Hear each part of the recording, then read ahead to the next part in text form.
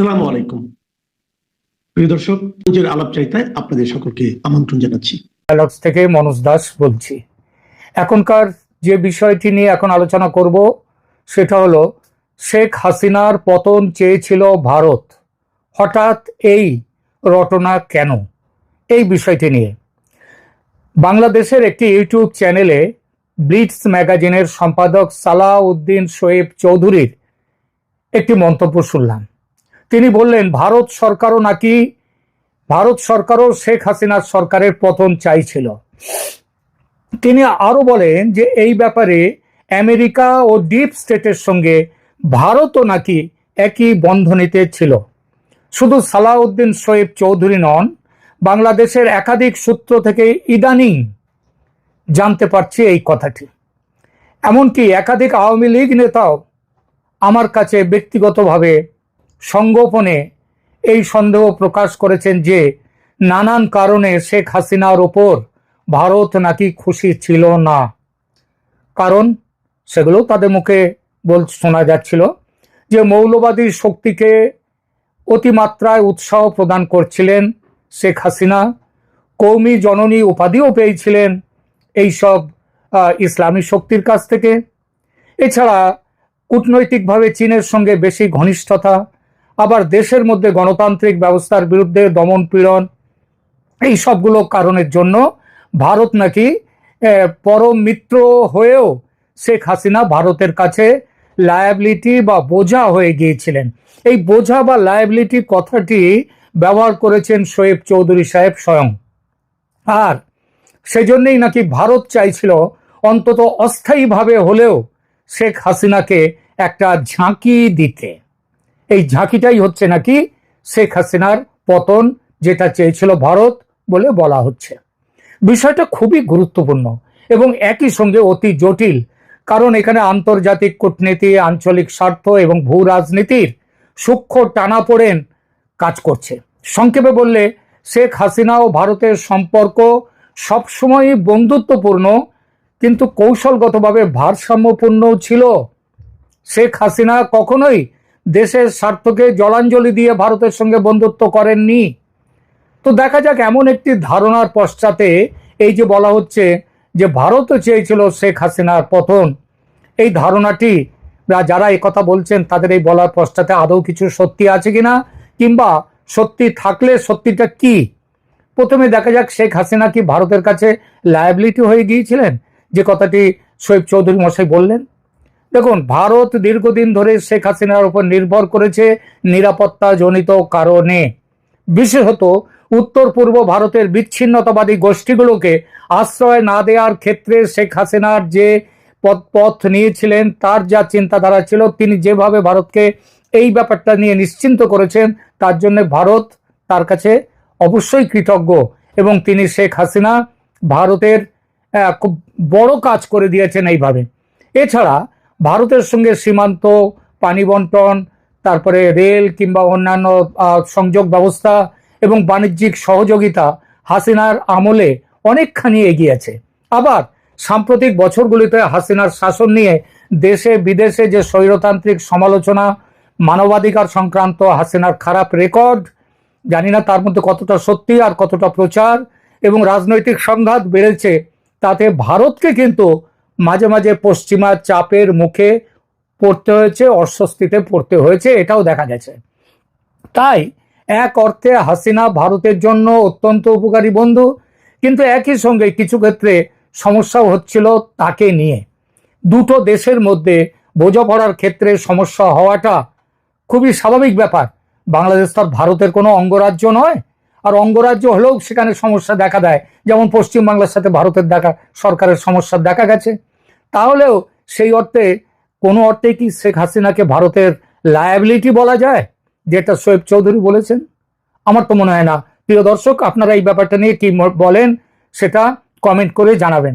এবার আসি, ভারত কি হাসিনা সরকারের পতন চাইছিল এই প্রশ্নটিতে। দেখুন, ভারত কখনো প্রকাশ্যে এরকম সংকেত আদপেই দেয়নি। এমনকি পতন চাইছে তারা এমন কোনো হুইসপারিং কিংবা সমালোচনা যেটাকে বলে, সেই ঝুঁকিও ভারত কোনোদিন নেয়নি, নেবেও না। কারণ বাংলাদেশের রাজনৈতিক দলগুলোর মধ্যে শেখ হাসিনা হলেন ভারতের পরীক্ষিত বন্ধু।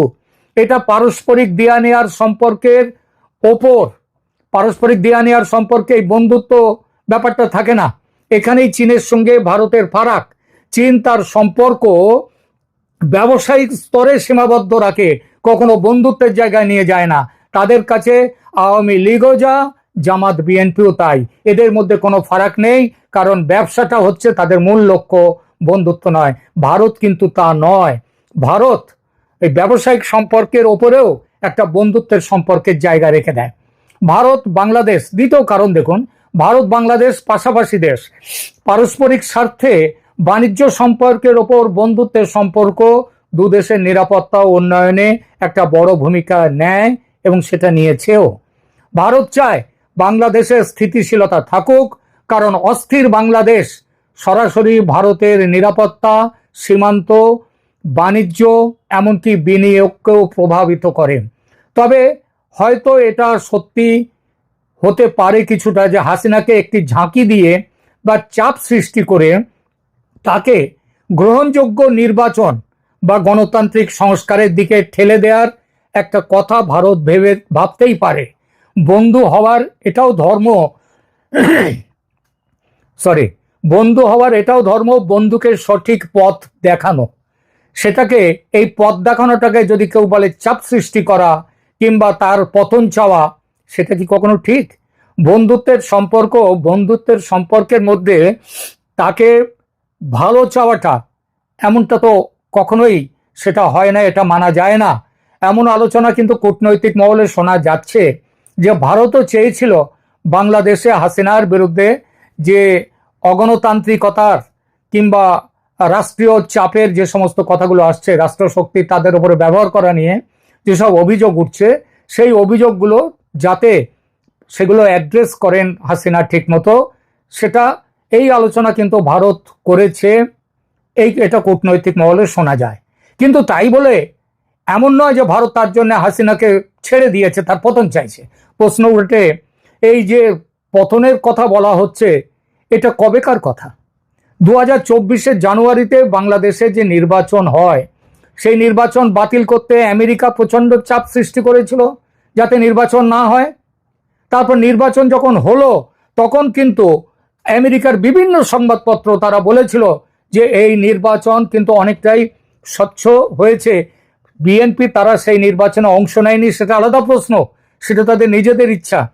কিংবা জামাত তখন তার রাজনৈতিক দল হিসেবে তার স্বীকৃতি বাতিল হয়েছিল, তারা নির্বাচনে অংশ নেয়নি, সেটা ঠিক আছে। কিন্তু যারা নির্বাচনে অংশ নিয়েছিল, সেখানে হাসিনা সরকার যে বুথ দখল করে হাজার হাজার লক্ষ লক্ষ ভোট দিয়েছে সেরকম ব্যাপার নয়। তা যদি হতো তাহলে 40% কেন, হাসিনা সরকার 80% সেখানে তো উঠে যেতে পারতো যে পোলিং এর ব্যাপারটায়। সুতরাং এই যে সেই চাপ সত্ত্বেও নির্বাচন যে অনুষ্ঠিত হয়েছিল, আমেরিকার চাপ সত্ত্বেও পশ্চিমা শক্তি তারা চেয়েছিল এই নির্বাচন যাতে না হয়, তা সত্ত্বেও যে নির্বাচন হয়েছিল তার পেছনে ভারতের বড় ভূমিকা ছিল বলে বাংলাদেশের বিরোধী দলগুলোর সঙ্গে পশ্চিমা বিশ্ব ভারতের সমালোচনায় কিন্তু একটা সময় ফেটে পড়েছিল। বাংলাদেশ জুড়ে এই আলোচনা প্রবল হয়েছিল যে নির্বাচনে শেখ হাসিনাকে জিতিয়ে দিয়ে ভারত হারিয়ে দিল পশ্চিমী দুনিয়াকে, আমেরিকাকে। এটা মানলে, এটা হচ্ছে 2024 জানুয়ারির কথা। আর 2024 শেখ হাসিনার যখন পতন হলো, তখন সেটা বলা হচ্ছে ভারত চাইছিল হাসিনার পতন। এটাকে আদৌ বিশ্বাসযোগ্য বলে মনে হয় আপনাদের? এবার আসি ওয়াশিংটন বনাম দিল্লির অবস্থান বিষয়ে আলোচনায়। যুক্তরাষ্ট্র দীর্ঘদিন ধরে গণতান্ত্রিক প্রক্রিয়া ও সুষ্ঠু নির্বাচনের দাবি তুলছে। তাদের দৃষ্টিতে হাসিনার শাসন গণতন্ত্রকে নষ্ট করে দিয়েছে। কিন্তু সত্যি কি তাই? যুক্তরাষ্ট্র নিজের সুবিধা ও আগ্রাসনের কথা ভেবে গণতন্ত্রের ধোয়া তোলে এবং তুলেছে সারা পৃথিবীর বহু দেশে। পুরনো সব কথা ছেড়ে দিচ্ছি। পাকিস্তানের কথা ধরুন, ইমরান খানের নির্বাচনে জয়ী সরকারকে অন্যায়ভাবে ভেঙে দিয়ে সেখানে পুতুল সরকার বসানো হলো, আর ইমরান খান নিজে বলেছেন এটা করেছে আমেরিকা। বাংলাদেশে নির্বাচিত শেখ হাসিনা সরকার ভেঙে দিয়ে যে ইউনূস সরকার, অনির্বাচিত সরকারকে বসানো হলো, সেটা কি হাসিনার চেয়ে গণতান্ত্রিক সরকার? হাসিনার অগণতান্ত্রিক সরকার ছিল, তার বদলে যাকে বসানো হলো সেটা কি খুব একটা গণতান্ত্রিক? তারপর বাংলাদেশে আজ যা চলছে, যে অত্যাচার নিপীড়ন চলছে, সেগুলো কি গণতান্ত্রিক? অন্যদিকে ভারতের কাছে গণতন্ত্র যেমন চাওয়ার, ভারত যেমন গণতন্ত্রকে সম্মান দেয়, শ্রদ্ধা করে, তেমনি স্থিতিশীলতা ও তার নিরাপত্তারও অগ্রাধিকার দেয় ভারত। হাসিনার কাছে এই দুইটি বিষয়, অর্থাৎ দেশের স্থিতিশীলতা ও নিরাপত্তা, সেটা বাংলাদেশের এবং একই সঙ্গে ভারতের, এই দুইটি বিষয় নিশ্চিত করতে পারেন হাসিনা, এবং তিনি সেটা নিশ্চিত করেছেন বলেই ভারত তাকে সমর্থন দেয় এবং দিয়ে এসেছে। যারা বলছেন হাসিনার শাসন ভেতরে বাইরে এতটা বিতর্কিত হয়ে উঠেছিল বলেই ভারত অন্য বিকল্প খুঁজে দেখার মানসিকতায় চলে গিয়েছে, তারা ভুলে যান যে ভারত তার নিজের প্রয়োজনেও হাসিনার ওপর আস্থা রেখেছিল, নিজেদের সুরক্ষার জন্যে, উত্তর পূর্ব ভারতের শান্তি এবং স্থিতিশীলতার জন্যে। সুতরাং দেশের মধ্যে, তার দেশের মধ্যে অর্থাৎ বাংলাদেশের মধ্যে হাসিনার শাসন বিতর্কিত হয়েছে বলে হাসিনার পতন চাইবে ভারত এবং নিজের উত্তর পূর্ব ভারতকে মুক্ত করে দেবে, অস্থিতিশীল করে দেবে, সেখানে ঝামেলা বাড়বে, এই চিন্তা যারা করে তাদের সম্পর্কে বলবো এটা তাদের উর্বর মস্তিষ্কের ফসল, যেটা আদৌ বাস্তব নয়। আর একদিক দিয়ে ভারতের ভূমিকার সমালোচনা করে এই আজ যারা কনস্পিরেসি থিওরি আনছেন দেশে, তারা বলছেন যে ভারত চেয়েছিল হাসিনার পতন। এই মতটাকে হঠাৎই প্রতিষ্ঠিত করে দেওয়ার একটা চেষ্টা চলছে। কেন চলছে এই চেষ্টাটা?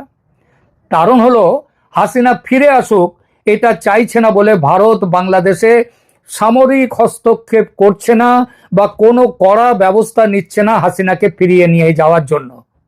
এই অভিযোগটা উঠছে বলেই তারা এটা করছে। স্বাভাবিকভাবেই প্রশ্ন ওঠে, বাংলাদেশ এবং শেখ হাসিনাকে নিয়ে ভারত কি কিছু ভাবছে? ভারতের কি কিছু অ্যাকশন প্ল্যান আছে শেখ হাসিনাকে নিয়ে? অতএব দেখা যাক এই মুহূর্তে ভারত শেখ হাসিনাকে নিয়ে কি ভাবছে। ভারত নিশ্চিতভাবেই ওয়েট অ্যান্ড ওয়াচ, অর্থাৎ অপেক্ষা করো এবং দেখো, এই অবস্থায় আছে আপাতত। যদি হাসিনা ফিরে আসতে পারেন, যদি নির্বাচন হয় সামনের বছর ফেব্রুয়ারিতে, যেটা সম্প্রতি বলা হয়েছে, অথবা তার আগেও যদি নির্বাচন হয়, তারও সম্ভাবনা কিন্তু আছে। কারণ শুরু করেছি, ওই যে বলেছি, ইউনূস এখন লাইফ সাপোর্টে আছে আইসিইউতে, যে কোনো মুহূর্তে লাইফ সাপোর্টটা তুলে নিতে পারে। কারণ আমেরিকা চাইছে না ইউনূসকে, পৃথিবীর পশ্চিমা বিশ্ব চাইছে না ইউনূসকে, এবং ভারতও চাইছে না ইউনূসকে। সুতরাং ভারত আপাতত wait and watch, wait and see এই অবস্থায় আছে। অপেক্ষা করো এবং দেখো, যদি নির্বাচন হয় শিগগির এবং হাসিনা ফিরে আসতে পারে নির্বাচনের মধ্যে দিয়ে, তাহলে সেটা হয়ে ভারত সেটাকে বেস্ট কেস সিনারিও, অর্থাৎ সব থেকে ভালো পরিস্থিতি হিসেবে দেখবে। কারণ পরিচিত বন্ধু শেখ হাসিনা আবার ক্ষমতায় ফিরছেন। আর যদি তিনি না ফিরতে পারেন, তবে ভারত চাইবে একটি ক্ষমতা কেন্দ্র তৈরি হোক, যাদের সঙ্গে কাজ করে তারা নিরাপত্তা ও আঞ্চলিক স্বার্থ নিশ্চিত করতে পারে। বিএনপি এবং জামাত তারাও কিন্তু ভারতে ইতিমধ্যে বেশ কয়েকবার যোগাযোগ করেছে ভারত সরকারের উচ্চপদস্থ কর্তাদের সঙ্গে। শুধু তাই নয়, তারা এমনকি আরএসএস এর সঙ্গে, রাষ্ট্রীয় স্বয়ংসেবক সংঘের সঙ্গে দেখা করেও তা বলেছে যে তারা ভারতের সাথে মিলেমিশে কাজ করতে চাইবে বিএনপি এবং জামাত নেতৃত্ব। অর্থাৎ হাসিনা ভারতীয় কূটনীতির পছন্দ হলেও ওই যে কথাটা উঠছে না, ভারত তার উপর একেবারে অল ইন আর নয়, বিকল্প তৈরি রাখছে তারা। এটা কিন্তু কূটনীতির কথা, যে আমার সমস্ত ডিম একটা বাস্কেটে রাখবো না, আমি ভাগ করে রাখবো। অর্থাৎ ভারত শুধু হাসিনার সঙ্গে আছে, অন্য কারোর সঙ্গে নেই, এই কথাটা কিন্তু একটা কূটনীতির কথা নয়। চীন যেমন এই কূটনীতিতে চলে না, চীন চলে যে আমার সবার সাথে সম্পর্ক, বাণিজ্যটাই আমার। ভারত পাশাপাশি দেশ, সুতরাং ভারত সেটা করতে পারে না। কিন্তু তার মানে এই নয় যে এটা হাসিনাকে পরিত্যাগ করার ভাষা বলছে ভারত। এটা কূটনীতির ভাষা। বিকল্প সবসময় খোলা রাখতে হয়, কিন্তু তাহলেও বলতে হয় ওই যেটা বললাম, শেখ হাসিনার ক্ষমতায় ফিরে আসাটা ভারতের পক্ষে সর্বোত্তম বেস্ট কেস সিনারিও। শেষ করি আলোচনা। সালাউদ্দিন চৌধুরী সাহেব যে শেখ হাসিনার উপর খুব প্রসন্ন, তা ভাবার কোনো কারণ নেই। একাধিক অপরাধিক মামলা হয়েছে তার বিরুদ্ধে, যার মধ্যে তথ্য পাচার, সেডিশন বা দেশ বিরোধী চক্রান্ত, তারপর আর্থিক তছরূপের মামলায় এসবও ছিল। এজন্য 2 দফায় শোয়েব চৌধুরী মশাইয়ের জেলও হয়েছিল, একবার 7 বছর 3 মাসের জন্য, আর একবার 4 বছরের জন্য। এগুলো সবই শেখ হাসিনার আমলে। সেই মনোভাব থেকে শেখ হাসিনার রাজনৈতিক জীবন শেষ করে দিতে হাসিনার অল ওয়েদার ফ্রেন্ড ভারতকে নিয়ে এই কুপ্রচার করার একটা কারণ খুঁজে পেতে অসুবিধা হয় না। এবং এই প্রচারটা আজকে কিন্তু বাংলাদেশে ক্রমশ জোর পাকড়াচ্ছে, জোরদার হচ্ছে। আজ যখন মোহাম্মদ ইউনূসের সরকার লাইফ সাপোর্টে আছেন আইসিইউতে, নির্বাচন সামনে, তখন হাসিনার পতন চেয়েছিল ভারতও। এই কথা প্রচার করলে হাসিনার সমর্থকদের অনেকটা ডিমোরালাইজ বা তাদেরকে হত উদ্যম করে দেয়া যায়। বাংলাদেশের এক বড় সংখ্যক মানুষ প্রবল ভারত বিদ্বেষী, তার সঙ্গে আওয়ামী লীগের সমর্থকদেরও যদি ভারতের প্রতি রুষ্ট করে দেয়া যায়, ক্ষুব্ধ করে দেয়া যায়, তাহলে বিএনপি জামাত এই সব দলের লাভ হয়। বাংলাদেশের রাজনীতিতে ভারত কেবল বাংলাদেশের দিক থেকে নয়, বরং বড় ভূ রাজনৈতিক দৃষ্টিতে দেখে, যেখানে চীন, যুক্তরাষ্ট্র এবং আঞ্চলিক স্থিতিশীলতা জড়িয়ে আছে। হাসিনা ভারতের মোস্ট প্রেফার্ড পার্টনার।